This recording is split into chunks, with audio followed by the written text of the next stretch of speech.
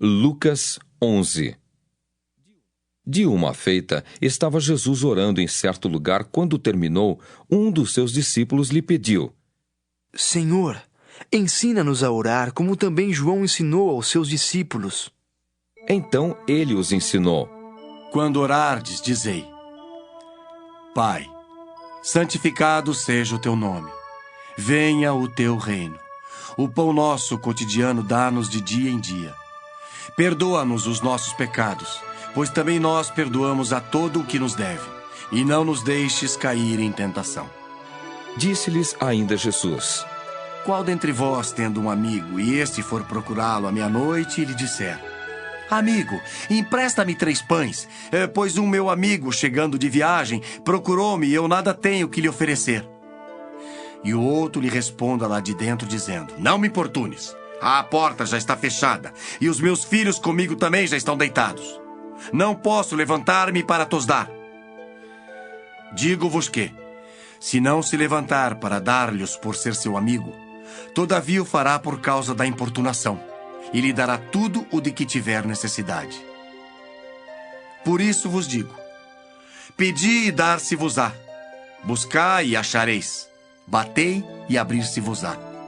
Pois todo o que pede recebe, o que busca encontra, e a quem bate abrir-se-lhe-á. Qual dentre vós é o pai, que se o filho lhe pedir pão, lhe dará uma pedra? Ou se pedir um peixe, lhe dará em lugar de peixe uma cobra? Ou se lhe pedir um ovo, lhe dará um escorpião?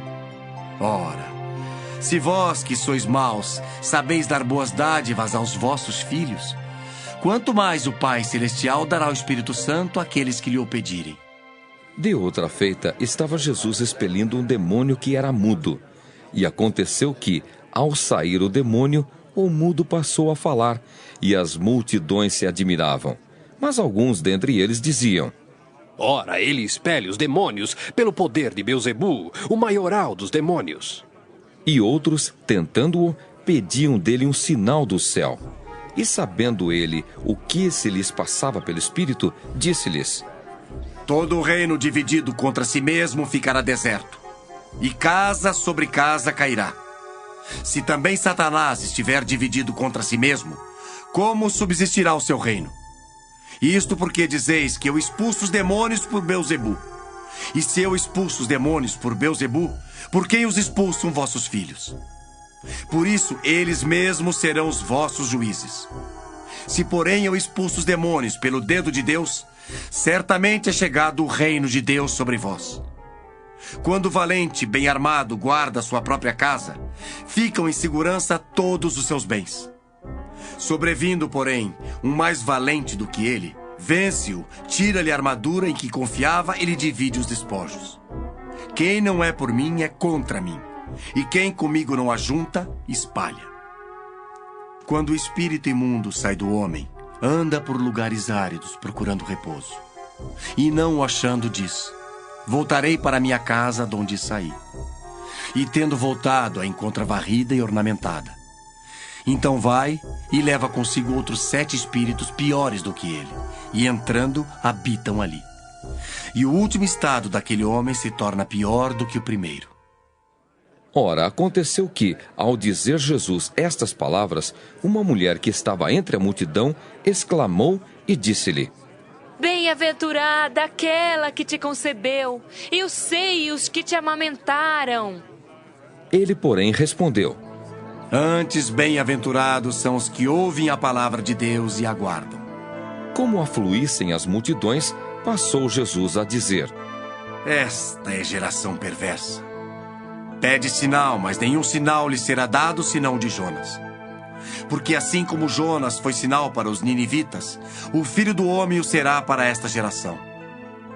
A rainha do sul se levantará no juízo com os homens desta geração e os condenará, porque veio dos confins da terra para ouvir a sabedoria de Salomão. E eis aqui está quem é maior do que Salomão. Ninivitas se levantarão no juízo com esta geração e a condenarão, porque se arrependeram com a pregação de Jonas. E eis aqui está quem é maior do que Jonas.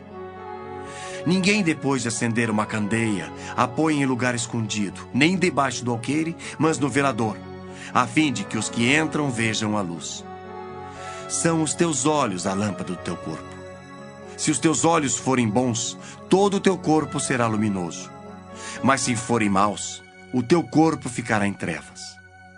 Repara, pois, que a luz que há em ti não sejam trevas.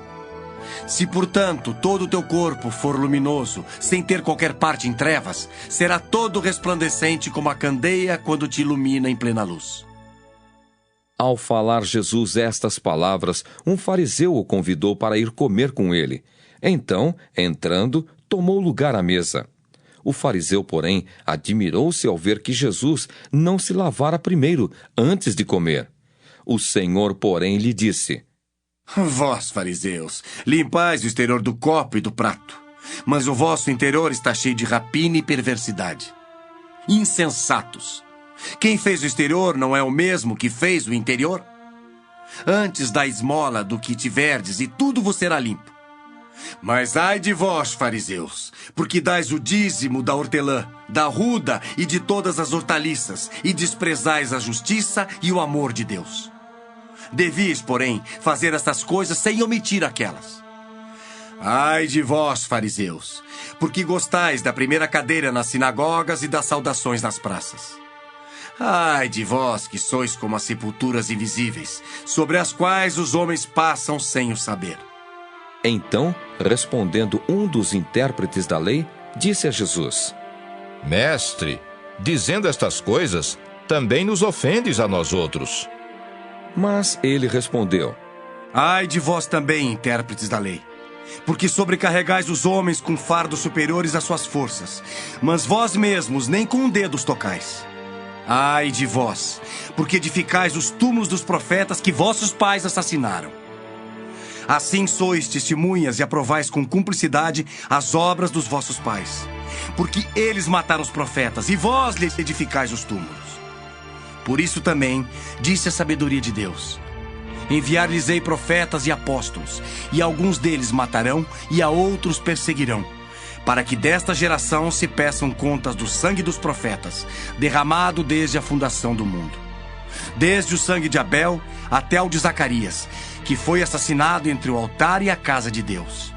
Sim, eu vos afirmo, contas serão pedidas a esta geração. Ai de vós, intérpretes da lei, porque tomastes a chave da ciência, contudo vós mesmos não entrastes e impedistes os que estavam entrando. Saindo Jesus dali, passaram os escribas e fariseus a arguí-lo com veemência, procurando confundi-lo a respeito de muitos assuntos, com o intuito de tirar das suas próprias palavras motivos para o acusar.